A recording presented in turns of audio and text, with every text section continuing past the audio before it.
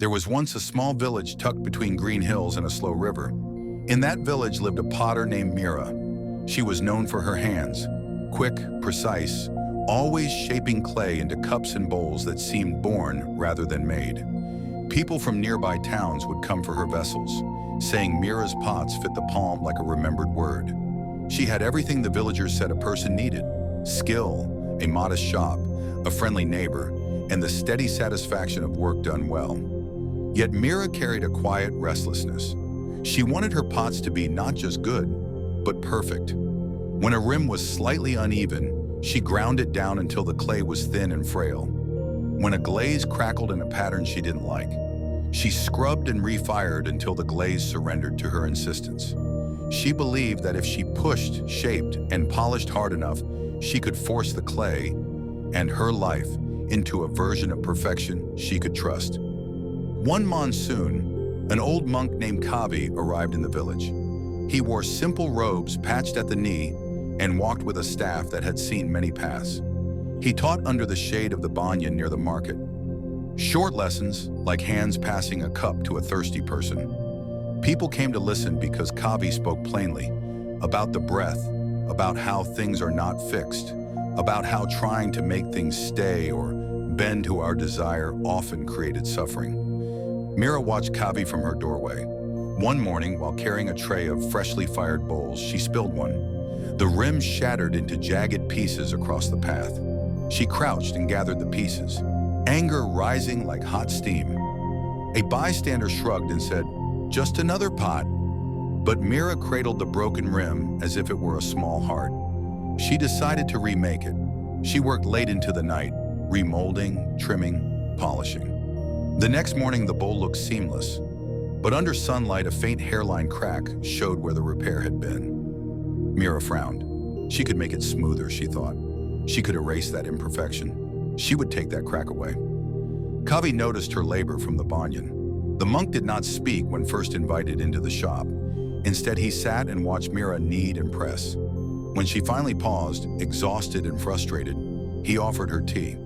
She refused at first, then accepted the cup because hands that had been kneading clay needed warmth. "You work the clay like you work your life," Kavi said after a while, not unkindly. "You press and press until it yields. But what do you do when it won't bend without breaking?" Mira stared into the cup. "If I do not press, the pot is flawed. If I press, sometimes it breaks. I don't know which is worse," Kavi smiled. "There's a middle way." He spoke of the Buddha's teaching without invoking it as doctrine, that life changes, and when we grasp at what is impermanent, at the way we want things to be, we create friction. He told a small story about a bamboo grove that stooped in wind and stood straight when the storm passed. "The bamboo that refuses to bend snaps," he said.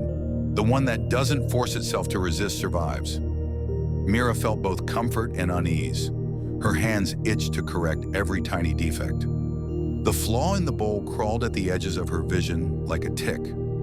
That night she dreamed of clay turning into river water and felt compelled to scoop it back into a jar, to shape it again. When she woke, the dream lingered like a scent. Days passed.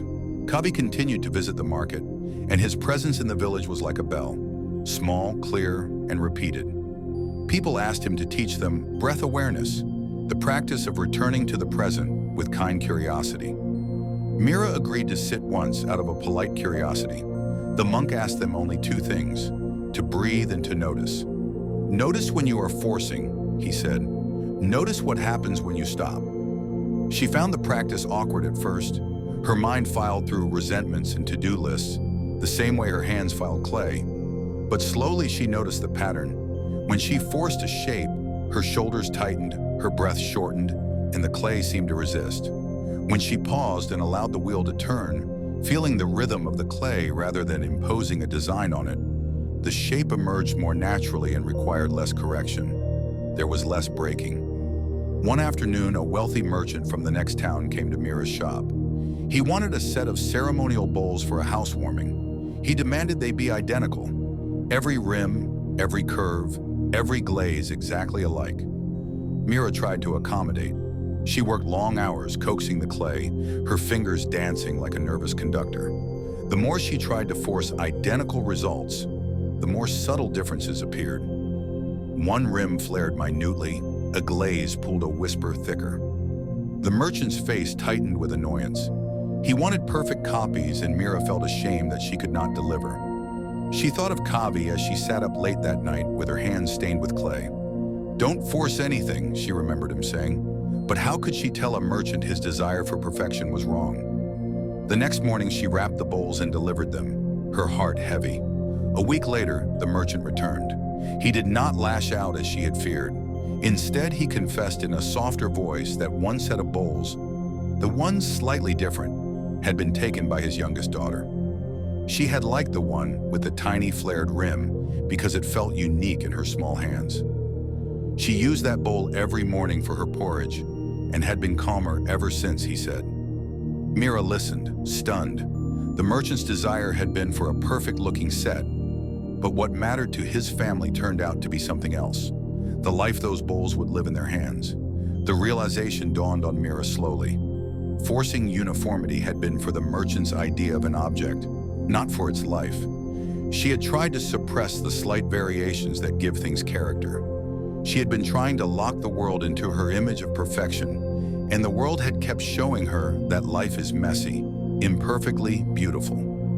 That night, Mira walked to the river. Rain had made the water swell, and the current hummed with contentment, not with strain. She thought of the Buddha's teaching on impermanence, that everything changes, nothing holds steady, and trying to arrest those changes only causes suffering. She realized she had been treating her pots as enemies of change rather than companions of use and wear. In the weeks that followed, Mira began to practice small experiments.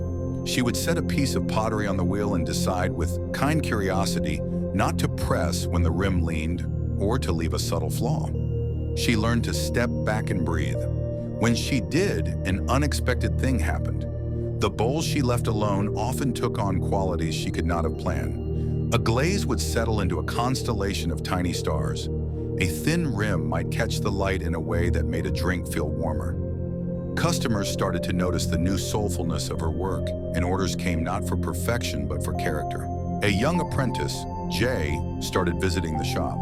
He was earnest and eager, the kind of young person who wanted black and white rules written down so he could follow them to success. Mira taught him with a firmer hand at first, showing him how to shape, how to trim, how to pressure. But she also told him about the monk's lesson in the river.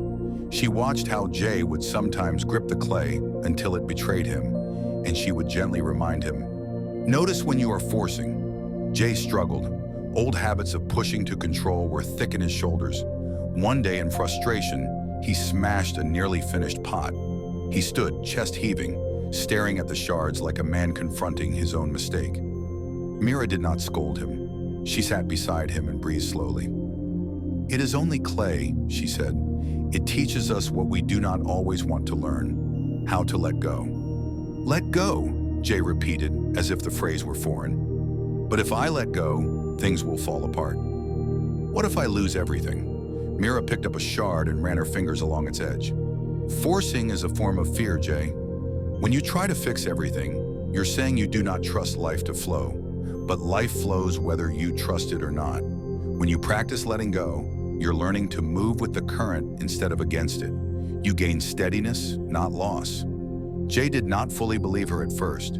It takes time for the body to learn what the head can say. But he watched Mira become calmer, her work fuller, her hands less hurried. He began to breathe with the wheel, to listen to the clay rather than dominate it. His pots were not always perfect, but they were honest. One market season, a drought hit the hills. The river slowed to a silver ribbon, and the villagers' nerves tightened along with it. People worried about crops, about the future, as if worrying could pull rain from the clouds. Mira noticed that the more people tried to force outcomes, to coax trades, to hoard water, to demand certainty, the more fear seemed to breed. Kabi came again, speaking at the banyan, and this time he told a story about a farmer. The farmer was constantly anxious about his harvest, checking and rechecking fences, pulling at plants to see if they would stand. He grew tired and thin. His neighbor, who tended his fields with steadier hands and less frantic intervention, had a similar yield but more peace. The problem wasn't the harvest, Kavi said. The problem was the farmer's mind. Forcing grows hunger. Letting be grows contentment. The village didn't become immune to hardship because of listening to Kavi or watching Mira. Life still demanded work, attention, and care. But a subtle shift occurred. People began to distinguish between effort and force. They learned that consistent, mindful effort is different from pushing things into a shape that resists their nature. They began to plan irrigation, mindful of weather cycles. They tended their fields with patience, and when the rains finally came, they were ready to reap without the exhausted sense of having wrestled the sky into compliance. Mira's life changed in quieter ways.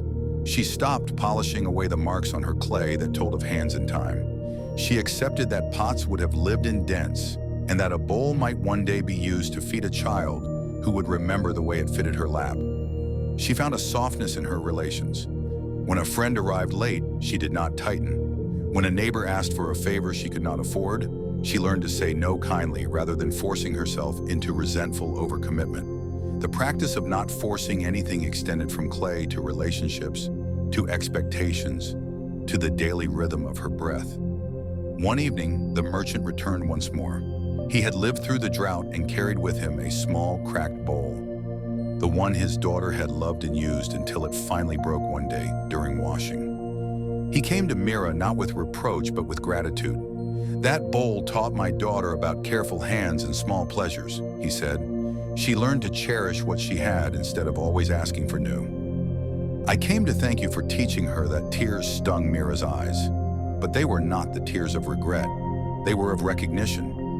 She understood now that forcing is an ugly kind of impatience. While patience is not the same as passivity, the Buddha had said the middle way offers neither indulgence nor suffocating discipline, but a balance. Mindfulness, effort, and acceptance. Not forcing was not giving up. It was learning to act with clarity and compassion. Years later, Mira's shop became a small school of craft and calm. People came not only to buy bowls, but to learn how to sit with clay and with themselves. Jay taught some days, and Kavi still visited, though more as a friend than a teacher.